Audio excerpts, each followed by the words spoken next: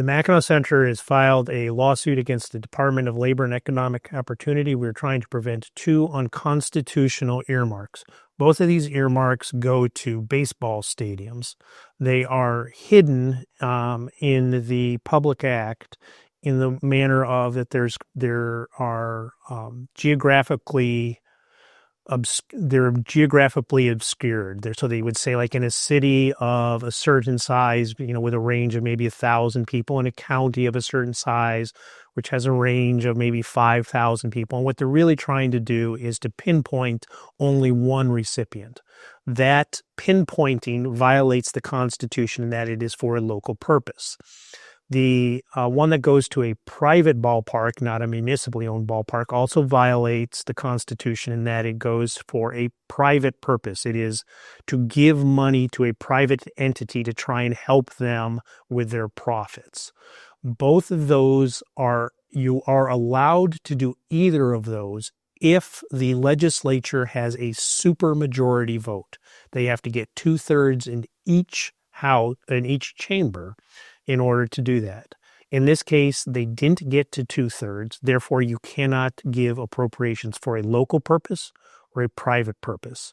Specifically, the two appropriations are $1 million for Jackson Field, which is where the Lansing Lugnuts play, and $1.5 million for Jimmy John's Field, which has 4 separate minor league ball teams that play there. We are challenging both of those appropriations. That is what we directly challenge. However, in the last 2 budget cycles, this budget cycle that we are suing under there was $1 billion and hundreds of earmarks. And in the cycle before that, there was about 900 earmarks closing in on $2 billion worth. Again, that last budget cycle also did not have the necessary 2/3 votes. So in the last couple of budget cycles, there has been $3 billion of illegal earmarks. We are saying that you have to properly identify who the recipient is. You can't try and obscure it. And secondly, you have to have your voting threshold. This upcoming budget cycle, the House is trying to make it it's trying to make it so that you actually have to disclose who gets it.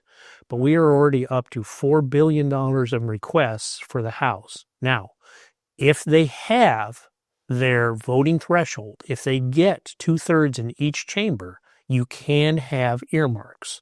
But if you don't, you cannot have earmarks for a local and a private purpose. And what that's meant to do is it's meant to prevent one party from running roughshod and giving earmarks to all of their constituents. And they're trying to have a giant consensus. And if you have a consensus, the hope is that there will be less earmarks because everybody will get some and there won't be a political advantage for it.